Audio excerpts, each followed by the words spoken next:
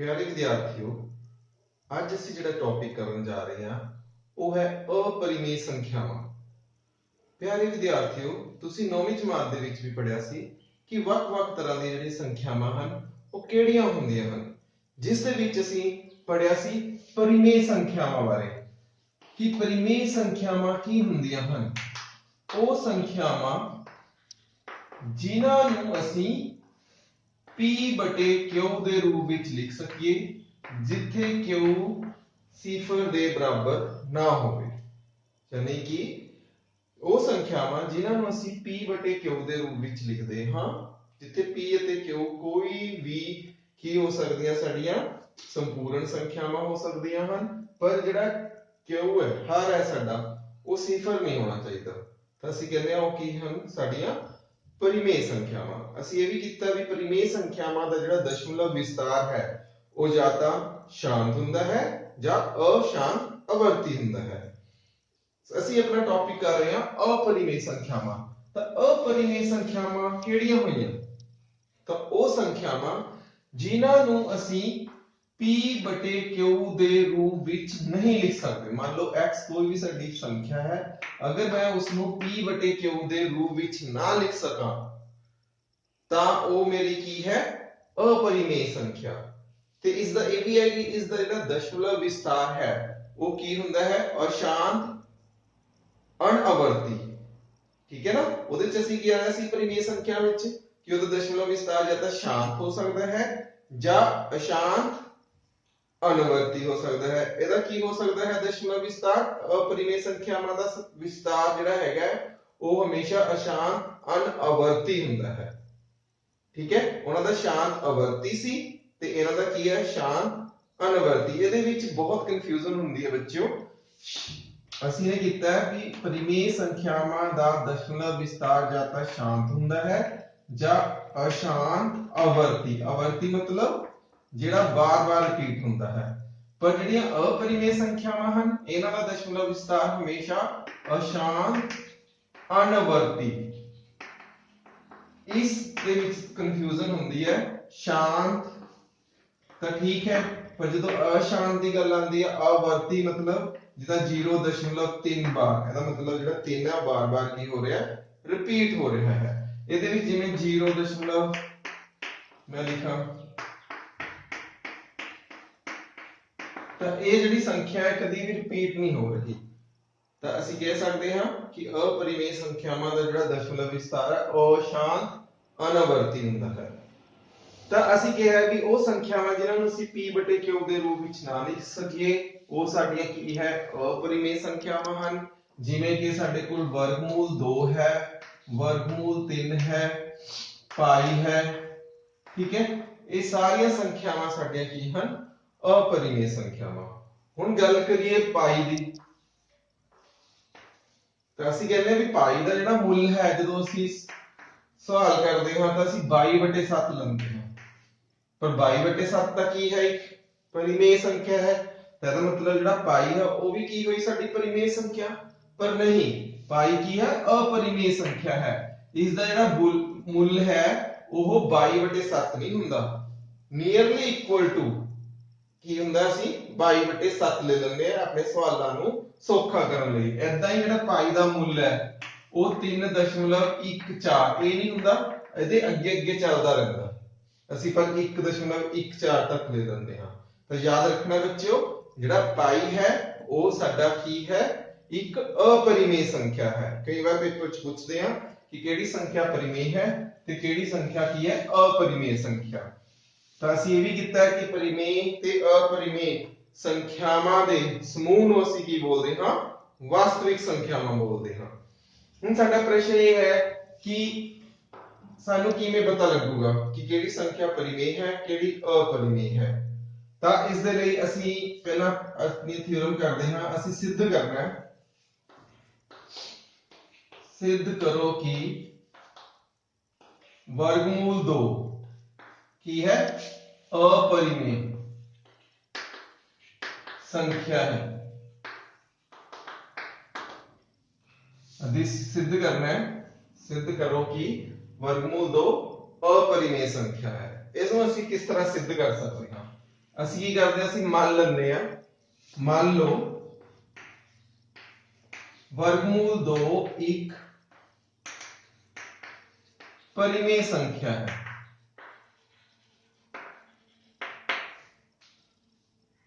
तो इसका मतलब की है, मैं वर्गमूल 2 ਨੂੰ a बटे b ਦੇ ਰੂਪ ਵਿੱਚ ਲਿਖ ਸਕਦਾ ਹਾਂ, p बटे q ਦੇ ਰੂਪ ਵਿੱਚ। ਤਾਂ ਮੈਂ a ਤੇ b ਲੈ ਲਿਆ, ਜਿੱਥੇ a ਅਤੇ b ਕੀ ਹਨ ਸਾਡੇ, ਕੋਈ ਵੀ ਸਾਡੇ ਕੀ ਹੋ ਸਕਦੀਆਂ, ऋणात्मक संपूर्ण संख्यावां ਅਸੀਂ ਲੈ ਲੈਂਦੇ ਆ, ਤੇ ਜਿਹੜਾ b ਹੈ ਉਹ 0 ਨਹੀਂ ਹੋ ਸਕਦਾ। ਇੱਕ ਇਹ ਵੀ ਹੈ, a ਅਤੇ b ਦਾ ਜਿਹੜਾ ਅਭਾਜ ਗੁਣਨਖੰਡ ਹੈ, ਸਾਂਝਾ ਅਭਾਜ ਗੁਣਨਖੰਡ ਕੀ ਹੈ ਸਾਡੇ ਕੋਲ, 1 ਹੈ, ਅਸੀਂ ਇਹ ਲੈ ਲੈਂਦੇ ਹਾਂ। ਹੁਣ ਅਸੀਂ ਇਹਨੂੰ b ਨੂੰ ਇੱਧਰ ਮਲਟੀਪਲਾਈ ਕਰਦੇ ਹਾਂ, ਵਰਗਮੂਲ 2 ਗੁਣਾ b ਬਰਾਬਰ ਹੈ a। ਹੁਣ ਇਸ ਸਮੀਕਰਨ ਨੂੰ ਅਸੀਂ ਦੋਨੋਂ ਪਾਸੇ वर्ग करन ते ਅਸੀਂ ਕੀ ਕਰਦੇ ਹਾਂ, ਦੋਨੋਂ ਪਾਸੇ वर्ग कर ਦਿੰਦੇ ਹਾਂ। ਤਾਂ b वर्गमूल 2 ਦਾ वर्ग, ਇਸ ਸਾਈਡ ਸਾਡੇ ਕੋਲ a ਦਾ वर्ग, ਤਾਂ ਇਹ ਆ ਗਿਆ ਸਾਡੇ ਕੋਲ 2b ਦਾ वर्ग ਬਰਾਬਰ ਹੈ a ਦਾ वर्ग। ਹੁਣ ਬੱਚਿਓ ਇਹ ਹਮੇਸ਼ਾ ਯਾਦ ਰੱਖਣਾ ਹੈ, ਅਗਰ ਕੋਈ ਸੰਖਿਆ, ਹੁਣ ਮੈਂ ਤੁਹਾਨੂੰ ਇੱਕ ਗੱਲ ਦੱਸਦਾ ਵੀ ਜੇਕਰ p a ਸਕੁਅਰ ਨੂੰ ਭਾਗ ਕਰਦਾ ਹੈ ਤਾਂ p a ਨੂੰ ਵੀ ਭਾਗ ਕਰੇਗਾ। ਇਹ ਗੱਲ ਯਾਦ ਰੱਖਣੀ ਹੈ, ਅਗਰ ਕੋਈ ਸੰਖਿਆ ਮੰਨ ਲਓ a ਸਕੁਅਰ ਨੂੰ ਭਾਗ ਕਰਦੀ ਹੈ ਤਾਂ ਉਹ a ਨੂੰ ਵੀ ਕੀ ਕਰੂਗੀ, ਭਾਗ ਕਰੂਗੀ। ਤਾਂ ਇਹਦਾ ਮਤਲਬ ਅਗਰ ਸਾਡਾ ਜਿਹੜਾ ਹੁਣ ਅਸੀਂ ਕਹਿ ਸਕਦੇ ਹਾਂ कि 2 है जड़ा, ठीक है, a दी 2 ਨੂੰ ਵੰਡਦਾ ਹੈ ਜਾਂ ਭਾਗ ਕਰਦਾ ਹੈ, ਇਸ ਲਈ 2 a ਨੂੰ ਵੀ ਵੰਡੇਗਾ। ਇਹਦਾ ਮਤਲਬ ਅਸੀਂ ਮੰਨ ਲੈਂਦੇ ਵੀ ਮੰਨ ਲਓ ਜਿਹੜਾ a ਹੈ ਉਹ 2 c ਦੇ ਬਰਾਬਰ ਹੈ, ਜਿੱਥੇ c ਕੋਈ ਵੀ ਸੰਪੂਰਨ ਸੰਖਿਆ ਹੈ। ਅਸੀਂ ਹੁਣ ਕੀ ਕਰਦੇ ਹਾਂ, ਇਸ ਦੀ ਜਿਹੜੀ ਕੀਮਤ ਹੈ ਇਸ ਨੂੰ ਸਮੀਕਰਨ 1 ਵਿੱਚ ਰੱਖਦੇ ਹਾਂ a ਦੀ, ਤਾਂ 2 b ਦੀ 2 ਬਰਾਬਰ ਹੈ 2 c ਦੀ ਘਾਤ 2, ਤਾਂ 4 c ਦੀ 2, ਅਸੀਂ 2 ਨੂੰ ਇਸ ਸਾਈਡ ਲੈ ਆਉਂਦੇ ਹਾਂ, कितना आ गया साढ़े को 2c स्क्वायर, यानी कि b ਦੀ 2 बराबर है 2c स्क्वायर। ਹੁਣ ਫੇਰ ਹੋਈ, ਇਹਦਾ ਮਤਲਬ ਕੀ ਹੈ ਕਿ ਜਿਹੜਾ ਆਪਣੇ ਕੋਲ 2 ਹੈ ਉਹ b ਸਕੁਅਰ ਨੂੰ ਕੀ ਕਰਦਾ ਹੈ, ਭਾਗ ਕਰਦਾ ਹੈ। ਜਿਵੇਂ ਅਸੀਂ ਕਿਹਾ ਸੀ 2a ਦੀ 2 ਨੂੰ ਵੰਡਦਾ ਹੈ, a 2 ਹੈ ਜਿਹੜਾ ਉਹ a ਨੂੰ ਵੀ ਵੰਡੇਗਾ। ਇਸੇ ਤਰ੍ਹਾਂ ਉਰੇ ਕੀ ਹੋ ਗਿਆ, ਜਿਹੜਾ 2 ਹੈ ਉਹ b ਦੀ 2 ਨੂੰ सिरे लिखते हैं, इसलिए 2 b ਦੀ 2 ਨੂੰ ਵੰਡਦਾ ਹੈ, ਇਸ ਲਈ 2 b ਨੂੰ ਵੀ ਵੰਡੇਗਾ। ਹੁਣ ਦੇਖੋ ਅਸੀਂ ਇਹ ਕਿਹਾ ਵੀ ਜਿਹੜਾ 2 ਹੈ ਉਹ a ਨੂੰ ਵੀ ਵੰਡਦਾ ਹੈ, b ਨੂੰ ਵੀ ਵੰਡਦਾ ਹੈ, ਤਾਂ ਇਹਦਾ ਮਤਲਬ ਕੀ ਹੋ ਗਿਆ, ਜਿਹੜਾ 2 ਹੈ ਉਹ a ਅਤੇ b ਦਾ ਘੱਟੋ ਘੱਟ ਇੱਕ ਸਾਂਝਾ ਗੁਣਨਖੰਡ ਹੈ। ਪਰ ਅਸੀਂ ਕੀਤਾ ਸੀ ਵੀ a ਅਤੇ b ਦਾ ਜਿਹੜਾ ਸਾਂਝਾ ਗੁਣਨਖੰਡ ਹੈ ਸਾਡਾ ਉਹ ਕੀ ਹੈ, ਸਾਡੇ ਕੋਲ ਸਿਰਫ 1 ਹੈ। ਇਸ ਲਈ ਅਸੀਂ ਜਿਹੜਾ ਮੰਨਿਆ ਸੀ ਵੀ ਜਿਹੜਾ ਆਪਣੇ ਕੋਲ, ठीक है, भी a ਅਤੇ b ਕੀ ਹੈ, ਇਹਦਾ ਸਾਂਝਾ ਗੁਣਨਖੰਡ ਕੀ ਮੰਨਿਆ ਸੀ ਅਸੀਂ 1, ਪਰ ਅਸੀਂ ਇਹ ਸਿੱਧ ਕੀਤਾ ਵੀ a ਅਤੇ b ਦਾ ਸਾਂਝਾ ਗੁਣਨਖੰਡ ਕੀ ਹੈ, ਸਾਡੇ ਕੋਲ 2 ਹੈ। ਤਾਂ ਅਸੀਂ ਜੋ ਮੰਨਿਆ ਸੀ ਵੀ ਵਰਗਮੂਲ 2 ਕੀ ਹੈ, ਇੱਕ ਪਰਿਮੇय ਸੰਖਿਆ ਹੈ, ਉਹ ਸਾਡਾ ਕੀ ਹੋ ਗਿਆ, ਰੋਂਗ। ਤਾਂ ਇਹਦਾ ਮਤਲਬ ਕੀ ਹੋ ਗਿਆ, ਸਾਡਾ ਵਰਗਮੂਲ 2 ਸਾਡੀ ਕੀ ਹੈ, ਇੱਕ अपरिमेय संख्या है। ਅਸੀਂ ਇਹ ਕਹਿ ਸਕਦੇ ਹਾਂ कि वर्गमूल 2 साडी की है अपरिमेय संख्या है। तो इस तो ये नतीजा निकलदा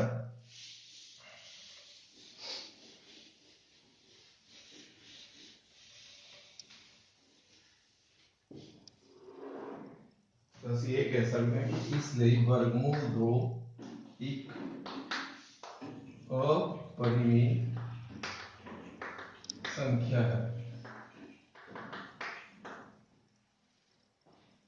तो इसी तरह ਅਸੀਂ वर्गमूल 3 वर्गमूल 5 वर्गमूल 7 ਨੂੰ ਵੀ ਸਿੱਧ ਕਰ ਸਕਦੇ ਹਾਂ ਕਿ ਇਹ ਕੀ ਹਨ ਸਾਡੀਆਂ अपरिमेय ਸੰਖਿਆਵਾਂ ਹਨ। ਆਓ ਅਸੀਂ ਕਰਕੇ ਦੇਖਦੇ ਹਾਂ। ਅਸੀਂ ਹੁਣ वर्गमूल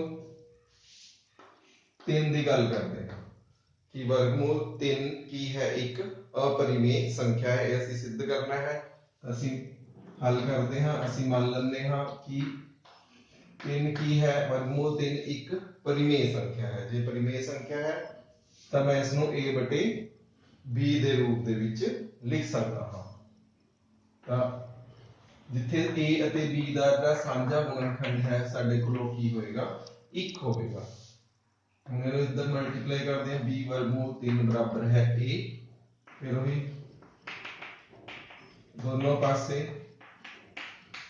वर्ग करन ते ਅਸੀਂ वर्ग करते हैं b वर्गमूल 3 ਦਾ वर्ग ਤੇ ਇਸ ਸਾਈਡ a ਦਾ वर्ग। ਤਾਂ ਇਹ ਆ ਗਿਆ ਸਾਡੇ ਕੋਲ 3 b ਦੀ ਘਾਤ 2 ਤੇ a ਦੀ ਘਾਤ 2। ਫਿਰ ਇਹਦੇ ਚ ਉਹੀ ਹੈ ਕਿ ਜਿਹੜਾ 3 ਹੈ ਉਹ a ਦੀ 2 ਨੂੰ ਵੰਡੇਗਾ। ਇਸ ਲਈ ਜਿਹੜਾ 3 ਹੈ ਉਹ a ਦੀ 2 ਨੂੰ ਵੰਡਦਾ ਹੈ। ਹੁਣ ਜੇ 3 a ਦੀ 2 ਨੂੰ ਵੰਡਦਾ ਹੈ ਤਾਂ ਇਹਦਾ ਮਤਲਬ 3 a ਨੂੰ ਵੀ ਵੰਡੇਗਾ। ਤਾਂ ਅਸੀਂ ਮੰਨ ਲੈਂਦੇ ਹਾਂ ਮੰਨ ਲਓ ਜਿਹੜਾ a ਹੈ ਉਹ ਕਿਸ ਦੇ ਬਰਾਬਰ ਹੈ 3c ਦੇ। ਹੁਣ ਇਸ ਦੀ ਕੀਮਤ ਅਸੀਂ ਫੇਰ ਕੀ ਕਰਦੇ ਹਾਂ ਸਮੀਕਰਨ 1 ਵਿੱਚ ਭਰਦੇ ਹਾਂ। ਅਸੀਂ समीकरण 1 ਵਿੱਚ अगर a ਦੀ ਕੀਮਤ 3c ਭਰੀਏ ਤਾਂ 3b ਦੀ 2 3 3 9 c ਦੀ ਘਾਤ 2 ਤਾਂ b ਦੀ 2 ਬਰਾਬਰ ਹੈ 3 c ਦੀ ਘਾਤ 2। ਹੁਣ ਫਿਰ ਉਹੀ ਜਿਹੜਾ 3 ਹੈ ਉਹ b ਦੀ 2 ਨੂੰ ਵੰਡਦਾ ਹੈ। ਇਸ ਲਈ 3 b ਦੀ 2 ਨੂੰ ਵੰਡਦਾ ਹੈ। ਹੁਣ ਜੇ 3 b ਦੀ 2 ਨੂੰ ਵੰਡਦਾ ਹੈ ਤਾਂ ਇਸ ਦਾ ਮਤਲਬ 3 b ਨੂੰ ਵੀ ਵੰਡੇਗਾ। ਇਸ ਲਈ 3 b ਨੂੰ ਵੰਡਦਾ ਹੈ। ਤਾਂ ਅਸੀਂ ਕਹਿ ਸਕਦੇ ਹਾਂ ਕਿ ਜਿਹੜਾ 3 ਹੈ ਉਹ a ਅਤੇ b ਦਾ ਸਾਂਝਾ ਗੁਣਨਖੰਡ ਹੈ। ਪਰ ਅਸੀਂ ਇਹ ਕੀਤਾ ਸੀ ਕਿ a ਅਤੇ b ਦਾ ਜਿਹੜਾ ਸਾਂਝਾ ਗੁਣਨਖੰਡ ਹੈ ਉਹ ਕੀ ਹੈ 1 ਹੈ। ਤਾਂ ਅਸੀਂ ਜੋ ਮੰਨਿਆ ਸੀ ਕਿ वर्गमूल 3 ਇੱਕ परिमेय संख्या है ਉਹ ਸਾਡਾ ਗਲਤ ਹੈ। ਤਾਂ ਅਸੀਂ ਕਹਿ ਸਕਦੇ ਹਾਂ कि वर्गमूल 3 ਕੀ है एक अपरिमेय संख्या है। ਤਾਂ ਬੱਚਿਓ ਇਸ ਤਰ੍ਹਾਂ ਅਸੀਂ ਕਿਸੇ ਵੀ ਸੰਖਿਆ ਨੂੰ ਜਿਹੜੀ ਸਾਨੂੰ ਦਿੱਤੀ वर्गमूल 3 वर्गमूल 5 ਹੋਵੇ ਤਾਂ वर्गमूल 2 ਹੋਵੇ ਉਸ ਨੂੰ ਅਸੀਂ सिद्ध कर सकते हाँ कि ਦਿੱਤੀ ਹੋਈ ਜਿਹੜੀ ਸੰਖਿਆ ਹੈ ਸਾਡੀ ਉਹ अपरिमेय संख्या है। तो मैंने आस है कि ਤੁਹਾਨੂੰ ਇਹ ਪਤਾ ਲੱਗ ਗਿਆ ਹੋਵੇਗਾ कि ਅਸੀਂ किस तरह ਕਿਸੇ ਵੀ ਸੰਖਿਆ ਨੂੰ ਜਿਹੜੀ ਸਾਨੂੰ ਦਿੱਤੀ ਹੋਈ ਹੈ कि अपरिमेय संख्या है ਅਸੀਂ ਉਸ ਨੂੰ किस तरह सिद्ध कर सकते हैं कि ਇਹ ਜਿਹੜੀ ਸੰਖਿਆ ਸਾਡੀ ਦਿੱਤੀ ਹੋਈ ਹੈ ਉਹ ਕੀ ਹੈ अपरिमेय संख्या है। ਤਾਂ ਹੁਣ ਤੁਸੀਂ ਆਪ सिद्ध करना है कि वर्गमूल 5 एक अपरिमेय संख्या है। ये तुसी आप सिद्ध करना है देखना है कि ਅਸੀਂ किस तरह सिद्ध कर सकते हैं कि ਜਿਹੜੀ वर्गमूल 5 है एक की है अपरिमेय संख्या है।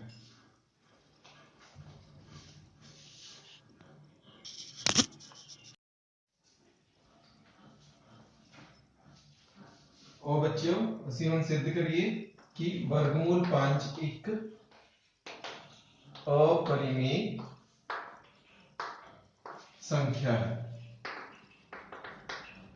जिस तरह ਅਸੀਂ वर्गमूल 2 वर्गमूल 3 ਨੂੰ सिद्ध ਕੀਤਾ है कि ये अपरिमेय संख्यावां ਹਨ इसी तरह ਅਸੀਂ ਇਹ सिद्ध करना है कि वर्गमूल 5 की है एक अपरिमेय संख्या है।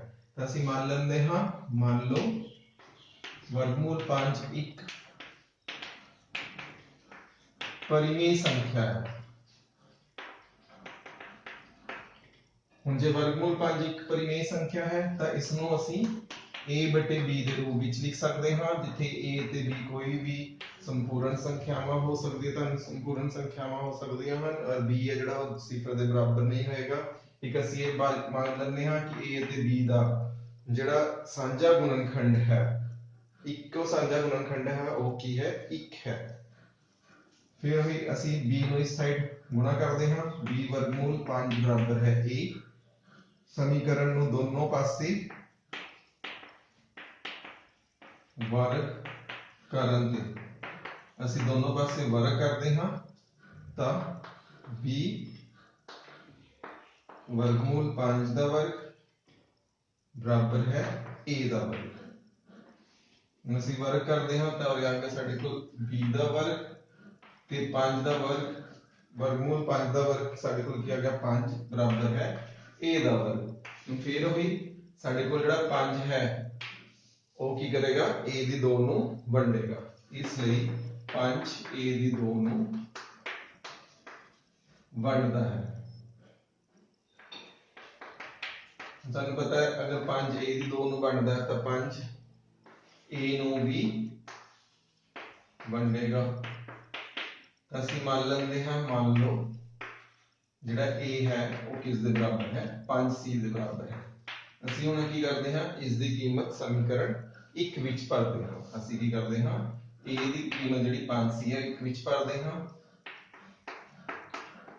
ਤਾਂ 5c ਦਾ वर्ग, ਤਾਂ 5b ਦਾ वर्ग बराबर है 25c ਦਾ वर्ग। 5 ਨੂੰ ਇਸ ਸਾਈਡ ਲੈ ਕੇ ਆਉਂਦੇ ਹਾਂ, ਤਾਂ b ਦੀ 2 25 ਬਟੇ 5c ਦਾ वर्ग, b ਦਾ वर्ग बराबर है 5c ਦਾ वर्ग। ਤਾਂ ਹੁਣ ਫੇਰ ਵੀ ਜਿਹੜਾ 5 ਹੈ ਉਹ ਕੀ ਕਰਦਾ ਹੈ, b ਦੀ 2 ਨੂੰ ਵੰਡੇਗਾ, ਇਸ ਲਈ 5 b ਦੀ 2 ਨੂੰ ਵੰਡੇਗਾ। ਵੰਡੇਗਾ मतलब ਭਾਗ ਕਰੇਗਾ। अगर 5 b ਦੀ 2 ਨੂੰ ਵੰਡਦਾ ਹੈ ਤਾਂ 5 b ਨੂੰ ਵੀ ਵੰਡੇਗਾ। ਤਾਂ ਇਸ ਦਾ ਮਤਲਬ ਕੀ ਹੋ ਗਿਆ, 5 ਹੈ ਹੁਣ ਜਿਹੜਾ ਉਹ a ਨੂੰ ਵੀ ਵੰਡਦਾ ਹੈ, ਫਿਰ b ਨੂੰ ਵੀ ਵੰਡਦਾ ਹੈ। ਤਾਂ ਇਹਦਾ ਮਤਲਬ ਇਹ ਹੋ ਗਿਆ ਜਿਹੜਾ 5 ਹੈ ਉਹ a ਅਤੇ b ਦਾ ਸਾਂਝਾ ਗੁਣਨਖੰਡ ਹੈ।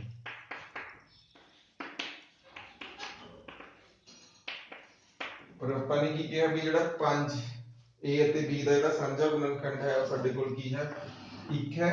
ਤਾਂ ਅਸੀਂ ਇਹ ਕਹਿ ਸਕਦੇ ਹਾਂ ਕਿ ਅਸੀਂ ਜਿਹੜਾ ਮੰਨਿਆ ਸੀ ਕਿ वर्गमूल 5 ਇੱਕ अपरिमेय ਸੰਖਿਆ ਹੈ, ਉਹ ਸਾਡਾ ਗਲਤ ਹੈ। ਸਾਡੇ ਕੋਲ ਕੀ ਹੈ, वर्गमूल 5 ਇੱਕ अपरिमेय संख्या है, क्योंकि ਅਸੀਂ ਇਹ ਮੰਨ ਕੇ ਚੱਲੇ ਸੀ ਵੀ ਜਿਹੜੇ वर्गमूल 5 ਹੈ ਇੱਕ अपरिमेय ਸੰਖਿਆ ਹੈ। ਜਦੋਂ ਅਸੀਂ ਸਵਾਲ ਪੂਰਾ ਕੀਤਾ ਅਸੀਂ ਇਹ ਮੰਨਿਆ ਸੀ ਵੀ वर्गमूल 5 ਨੂੰ ਅਸੀਂ a ਬਟੇ b ਦੇ ਰੂਪ ਵਿੱਚ ਲਿਖ ਸਕਦੇ ਹਾਂ ਕਿ a ਅਤੇ b ਦਾ ਸਾਂਝਾ ਜਿਹੜਾ ਗੁਣਨਖੰਡ ਹੈ ਉਹ 1 ਹੈ। ਪਰ ਜਦੋਂ ਅਸੀਂ ਇਹ ਪੂਰਾ ਸਵਾਲ ਕੀਤਾ ਤਾਂ ਸਾਡੇ ਕੋਲ ਆ ਗਿਆ ਵੀ 1 ਤੋਂ ਇਲਾਵਾ 5 ਵੀ a ਅਤੇ b ਦਾ ਸਾਂਝਾ ਗੁਣਨਖੰਡ ਹੈ, ਜਿਹੜਾ ਕਿ ਨਹੀਂ ਹੋ ਸਕਦਾ। ਇਸ ਲਈ ਇਹ ਵੀ ਨਹੀਂ ਹੋ ਸਕਦਾ ਕਿ वर्गमूल 5 ਇੱਕ ਕੀ ਹੈ, परिमेय संख्या है। ਇਸ ਲਈ वर्गमूल 5 ਕੀ ਹੋਏਗੀ, ਸਾਡੀ ਇੱਕ अपरिमेय संख्या ਹੋਵੇਗੀ। ਤਾਂ ਅਸੀਂ ਇਹ ਤਾਂ ਕਰ ਲਿਆ ਹੁਣ ਕਿ वर्गमूल 2, वर्गमूल 3, वर्गमूल 5 ਨੂੰ ਅਸੀਂ ਕਿਵੇਂ ਸਿੱਧ ਕਰ ਸਕਦੇ ਹਾਂ ਕਿ ਇੱਕ ਇਹ ਕੀ ਹਨ, ਸਾਡੀਆਂ अपरिमेय ਸੰਖਿਆਵਾਂ ਹਨ। ਹੁਣ ਅਸੀਂ ਇਹ ਵੀ ਕੀਤਾ ਹੋਇਆ ਕਿ ਮੰਨ ਲਓ ਮੇਰੇ ਕੋਲ ਇੱਕ परिमेय संख्या है ਤੇ ਇੱਕ ਇਹ परिमेय संख्या है ਤੇ ਇੱਕ ਕੀ ਹੈ, अपरिमेय संख्या। अगर मैं ਇਹਨਾਂ ਦੋਨਾਂ ਦੀ ਗੁਣਾ ਕਰਦਾ ਹਾਂ ਤਾਂ 3 वर्गमूल 2, ਤਾਂ ਇਹ ਮੇਰੀ ਕੀ ਬਣਦੀ ਹੈ, ਇੱਕ अपरिमेय संख्या ਬਣਦੀ ਹੈ। ਤਾਂ ਅਸੀਂ ਇਹਨਾਂ ਨੂੰ ਕਿਵੇਂ ਸਿੱਧ ਕਰ ਸਕਦੇ ਹਾਂ, ਜਿੱਥੇ ਸਾਡੇ ਕੋਲ ਇੱਕ परिमेय ਤੇ ਇੱਕ अपरिमेय ਸੰਖਿਆਵਾਂ ਦਾ ਚਾਹੇ ਜੋੜਫਲ ਆ ਜਾਵੇ, ਗੁਣਨਫਲ ਆ ਜਾਵੇ, ਘਟਾਓ ਆ ਜਾਵੇ, ਤਾਂ ਉਹਨਾਂ ਨੂੰ ਅਸੀਂ ਕਿਵੇਂ ਸਿੱਧ ਕਰਨਾ ਹੈ ਕਿ ਇਹ ਜਿਹੜੀਆਂ ਸੰਖਿਆਵਾਂ ਹਨ ਇਹ ਕੀ ਹੈ, अपरिमेय ਸੰਖਿਆਵਾਂ ਹਨ। ਆਓ ਅਸੀਂ ਆਪਣੇ ਪ੍ਰਸ਼ਨ ਵੱਲ ਵਧਦੇ ਹਾਂ। मान लो मैं इसे नहीं सिद्ध करना है कि 3 वर्गमूल 2 एक अपरिमेय संख्या है। तब बच्चों ਇਹਦਾ मतलब वर्गमूल 3 वर्गमूल 2 ਨੂੰ मैं a बटे b ਦੇ ਰੂਪ ਵਿੱਚ ਲਿਖ ਸਕਦਾ ਹਾਂ। मैं मान ਲੈਂਦਾ ਹਾਂ ਵੀ ਮੰਨ ਲਓ ਸਾਡੇ ਕੋਲ 3 वर्गमूल 2 ਇੱਕ परिमेय संख्या है। परिमेय संख्या मतलब मैं ਇਹਨੂੰ a बटे b ਦੇ ਰੂਪ ਵਿੱਚ ਲਿਖ ਸਕਦਾ। ਅਸੀਂ ਜਦੋਂ ਵੀ ਇਹ ਸਵਾਲ ਕਰਨੇ ਆ ਹਮੇਸ਼ਾ ਅਸੀਂ ਇਹ ਮੰਨ ਕੇ ਚੱਲਣਾ ਹੈ ਵੀ ਇਹ ਦਿੱਤੀ ਹੋਈ ਸੰख्या ਸਾਡੀ ਕੀ ਹੈ, परिमेय है। फिर ਅਸੀਂ ਉਹਨੂੰ गलत सिद्ध कर देना, अपने आप साडी संख्या की हो जाएगी, अपरिमेय। ਹੁਣ वर्गमूल 2 बराबर है a बटे 3 ਅਸੀਂ इस साइड ले ਜਾਂਦੇ ਹਾਂ तो हर विच गुणा हो जाएगा। ਹੁਣ देखो बच्चों a बटे b परिमेय संख्या है तो a बटे 3b भी की होएगी, परिमेय संख्या। इसलिए a बटे 3b की है साडी परिमेय संख्या है। अगर साडा हुण जिहड़ा सज्जा पासा है वो परिमेय संख्या है तो इसका मतलब वर्गमूल 2 भी एक परिमेय संख्या है। पर असीं ये सिद्ध किया होया कि वर्गमूल 2 साडी की है एक अपरिमेय संख्या है। इसका मतलब ये है कि वर्गमूल 2 जे साडी परिमेय संख्या है, अपरिमेय संख्या है तो ਇਹਦਾ मतलब ये भी की होएगी साडी अपरिमेय, क्योंकि वर्गमूल 2 साडी की आ रही है परिमेय संख्या इस दे अकॉर्डिंग। पर ਅਸੀਂ सिद्ध किया है वर्गमूल 2 की है अपरिमेय संख्या, इसलिए साडे कोल की हो गया, ਅਸੀਂ लिख सकते हैं कि पर वर्गमूल 2 एक अपरिमेय संख्या है। इसलिए 3 वर्गमूल 2 भी एक अपरिमेय संख्या हो गई। इस तरह से सिद्ध कर सकते हैं कि दी हुई संख्या साडी की है अपरिमेय संख्या है। आओ एक होर थोड़ा जा औखा क्वेश्चन लेके फिर उन्होंने सिद्ध करने की कोशिश करते सी।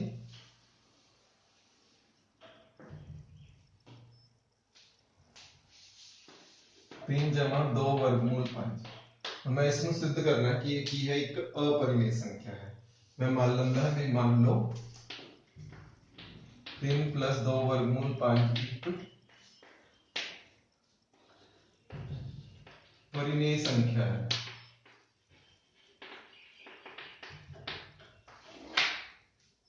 तो ये साडी अगर परिमेय संख्या तो इसनूं असीं a बटे b दे रूप दे विच लिख सकते हैं।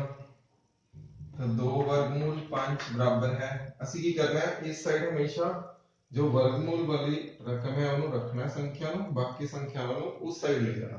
ਅਸੀਂ तीनों उस साइड लेके जाओगे a बटे b माइनस 3, एलसीएम साडे कोल b a माइनस 3 b। ਅਸੀਂ दो नु इस साइड ले जाने हां तो वर्गमूल 5 बराबर है a माइनस 3b बटे 2b। हुण a ਅਤੇ b साडियां की हैं संपूर्ण संख्यावां हैं तो ये सारी संख्या साडी कोल की होगी परिमेय संख्या। जे ये साडी परिमेय संख्या तो इसका मतलब वर्गमूल 5 की होगी साडी परिमेय संख्या। पर ਅਸੀਂ सिद्ध किया है कि वर्गमूल 5 साडी की है अपरिमेय संख्या है। इसलिए ਅਸੀਂ कह सकते हैं कि ਅਸੀਂ जो ਮੰਨਿਆ ਸੀ वो गलत है, क्योंकि ਅਸੀਂ कहते हैं कि पर वर्गमूल 5 एक अपरिमेय संख्या है। इसलिए 3 जमा 2 वर्गमूल 5 भी एक अपरिमेय संख्या हो गई। इस तरह सिद्ध कर सकते हैं कि दी हुई संख्या साडी परिमेय संख्या है या अपरिमेय है।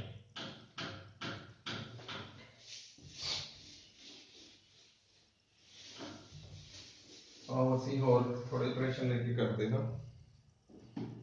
जिवें मेरे को प्रश्न है 1 बटे वर्गमूल 2, मैं इसमें सिद्ध करना है कि a की है साडी अपरिमेय संख्या है।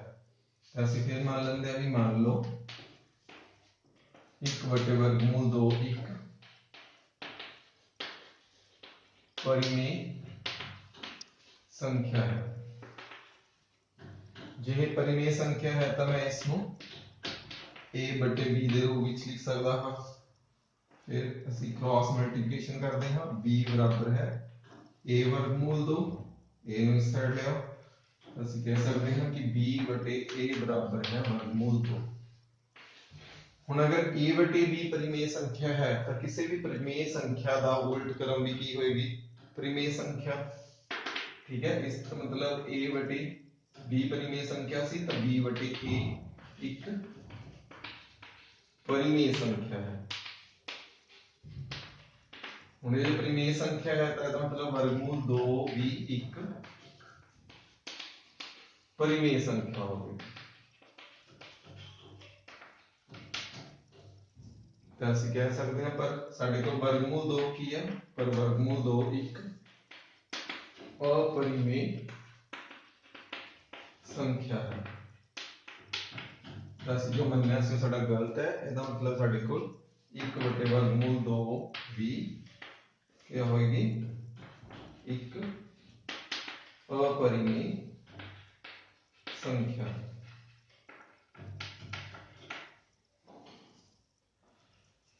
बच्चे एक मैं गल की सी कि अगर कोई भी परिमेय संख्या का उल्ट क्रम भी की होंगी है अपरिमेय संख्या, पर ਉਹਦੇ ਵਿੱਚ ਇਹ ਗੱਲ याद रखनी है जिदा हम 0 बटे 1 एक ही है साडी परिमेय संख्या,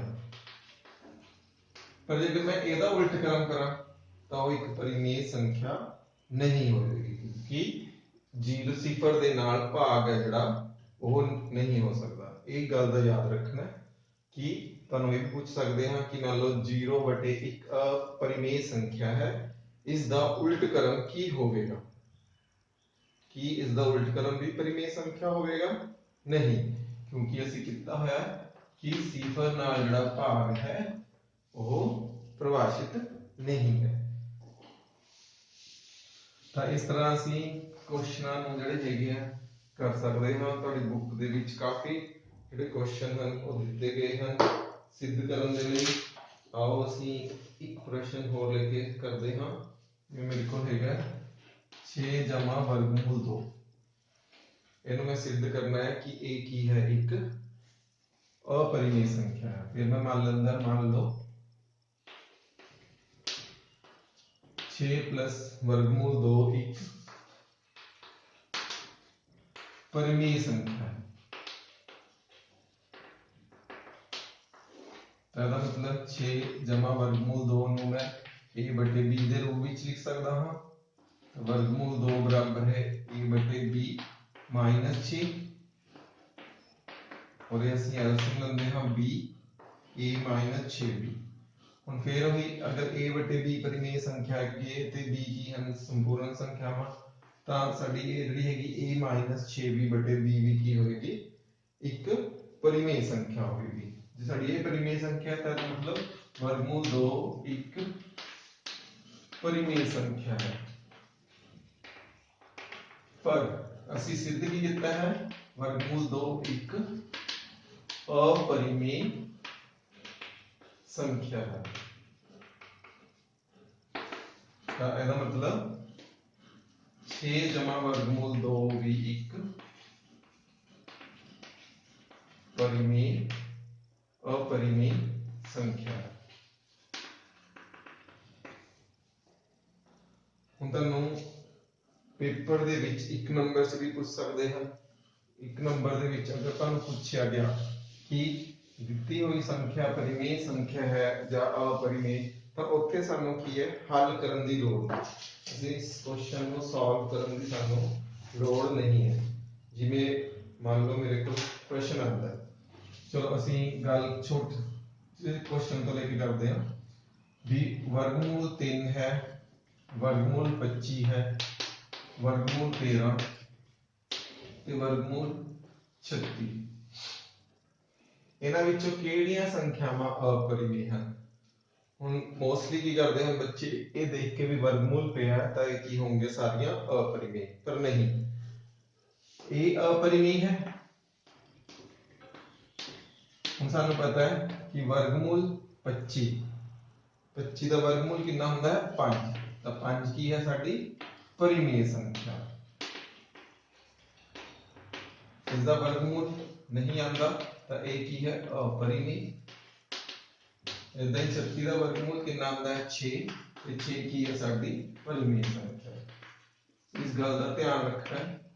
ਹੁਣ ਜਿਵੇਂ ਮੈਂ ਕਹਾਂ ਕਿ 2 वर्गमूल 7 बटे वर्गमूल 7 की है वर्गमूल 7 ना वर्गमूल 7 कट के 2 तो 2 की है साडी परिमेय संख्या है।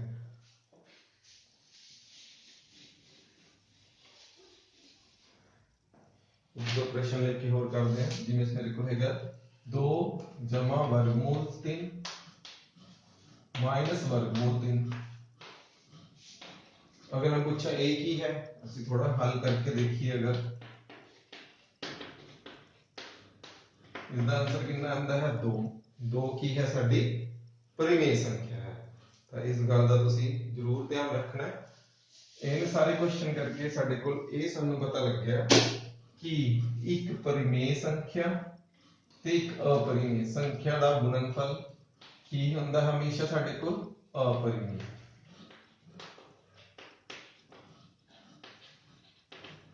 ऐदा ही एक परिमेय ते एक अपरिमेय संख्या का चाहे जोड़फल कर लो चाहे घटाव कर लो वो भी साडे कोल की आऊगी हमेशा अपरिमेय संख्या। पर अगर असी दो अगर भाग की भी गल करिए कि परिमेय संख्या ते अपरिमेय संख्यावां दा भागफल है जिहड़ा वो भी की आऊगी साडी अपरिमेय संख्या। पर जे असी दो अपरिमेय संख्यावां लईए फिर उन्हां दी जिहड़ी गुणा है या भाग है या घटाव है वो डिपेंड करता है हल करन तो बाद भी वो परिमेय बनता है या अपरिमेय। जिद्दां सानूं पता वर्गमूल 3 नूं वर्गमूल 3 नाल गुणा करदे साडे कोल कितना आंसर आंदा है 3 ते 3 की है साडी परिमेय संख्या है।